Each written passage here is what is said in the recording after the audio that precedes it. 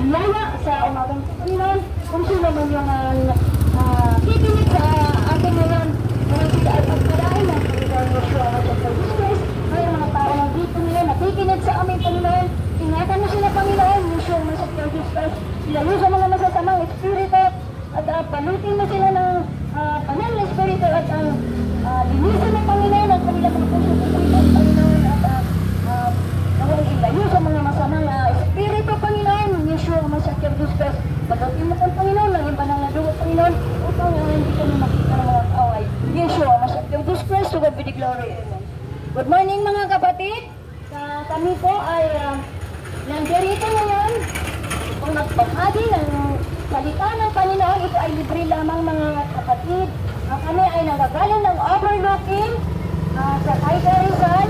Kami po ay may church doon at kami ay nag-i-area-area. May magkayo kami ng nagbahagi ng pananaganda upang may ikitas namin ang mga kaluluwa na nangangailangan ng kaligtasan para sa mga kaluluwa na mga tao na hindi pa nakakakilala ng Panginoon. Kaya mga Panginoon, ang mga kapatid, dapat na yan, tayo ay magbago na dahil ang ating bansa ngayon ay hindi na natin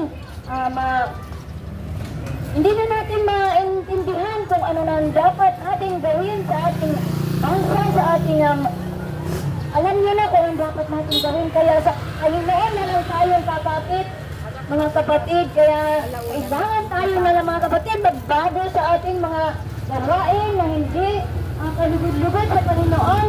Ang ating mga sanlibutan na gawain kung ano man mayroon tayo mga pag-uugali, mga kapatid, na hindi dapat. Kailangan baguhin na natin ito dahil ang sabi ng Diyos, dumami kayo at magbahagi kayo ng salita ng Diyos dahil ang gusto ng Panginoon na tayo ay magbago. Dahil ang sabi sa Kawikaan 29 verse 1, ang taong hindi nagbabago ay hindi maliligtas at ang taong hindi nakikinig ng payo ay sila ay makapangamak. Kaya mga kapatid, tayo ay magbago na, tayo ay magsisi sa ating mga nagagawang kasalanan dahil ang siyan kalugod-lugod sa Panginoon. Ang Panginoon ay ang sabi ng Panginoon, kailangan natin linisin ang ating mga puso bago tayo sa kanyang humarap. Dahil ang sabi sa Mateo 5:8, mapalad ang mga taong malinis ang puso dahil makikita nila ang daigdig. Kaya mga kapatid, kailangan harap tayo sa Panginoon, tayo ay malinis. Kailangan mga kapatid, ang dapat natin gawin sa panahon ngayon, magbabasa tayo ng Biblia mga kapatid, manalangin. Mga kapatid, ang dapat natin gawin dahil ito ay ang Biblia ay ito ay salita ng Diyos at doon natin makukuha lahat ng kanyang mga characteristics kung paano siya gumawa ng langit at ang lupa. Siya ang nag-ari ng lahat ng mayroon tayo ngayon. Kaya mga kapatid, kailangan natin busugin ang ating mga sarili, tayo manalangin, dahil ang sabi sa Mateo 4:4, hindi lamang tayo mabubuhay sa tinapay, pero hindi sa salita na lumalabas sa bibig ng Diyos. Kailangan natin, busugin natin ang ating sarili, kung paano natin ito pinapakain, pinupusog ang ating mga katawan, ganun din ang ating kaluluwa.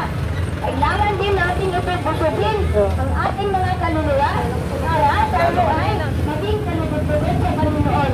Hindi tayo magagawa ng kaanuman mga kasalanan dahil ang sabi ng Diyos, ang taong magkasalanan ay walang lugar sa Panginoon. Sila ay itatapon sa dagatang apoy at sila ay hindi magsisi. Kailangan tayo magsisi mga kapatid sa mga nagagawa nating kasalanan, lalong-lalo na sa Panginoon. Yung mga taong hindi tapat sa kapwa, lalong-lalo na yung mga gumagawa ng mga sanlibutan na gawain, yung mga pagsisinungaling mga kapatid, yan ay iwasan natin dahil yun ay nanggagaling kay Satanas. magalit ang Diyos sa atin pag tayo ay nagsisinungaling sa ating kapwa dahil parusahan tayo ng mga kapatid. Dahil ang sabi niya, bibigyan sa ating mga parusahan pag hindi tayo tapat sa ating kapwa. Kaya mga kapatid, kung ano ang dapat natin gawin, kung ano ang mga utos ng Panginoon, yan ay ating susundin. Kaya magbago na tayo mga kapatid sa ating mga gawain. Lalo na itong 2025, kailangan tayo ay maging handa dahil siya ay malapit ng dumating.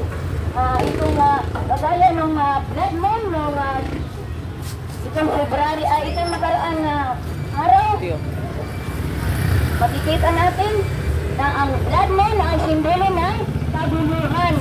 Madugo ang ating pamamalakad ng ating bansa ngayon, kaya kailangan natin magsisi.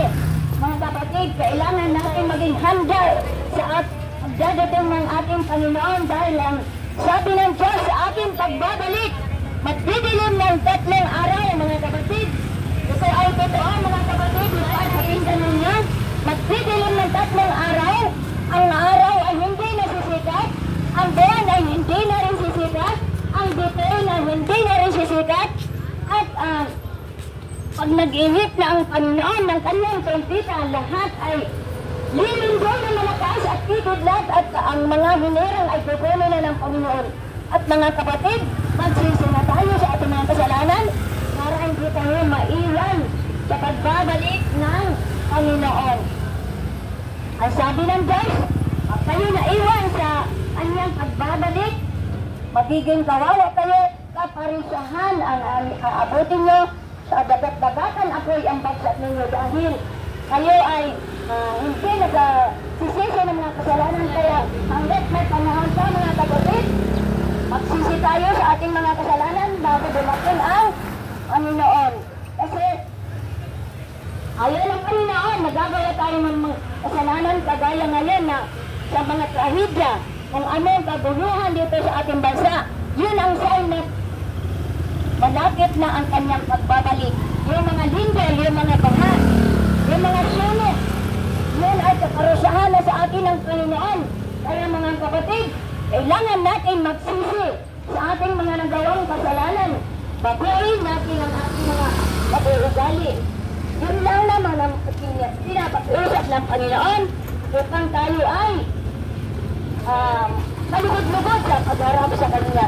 Kaya mga kapatid, yun lamang ang aming sinishare. Kaya maraming salamat sa mga nakinig. At kung ayun man hindi nakinig sa amin at kutyain man nyo kami ay wala ng pananagutan sa Panginoon. Ang mahalaga na ibahagi namin ang banal na salita ng Diyos.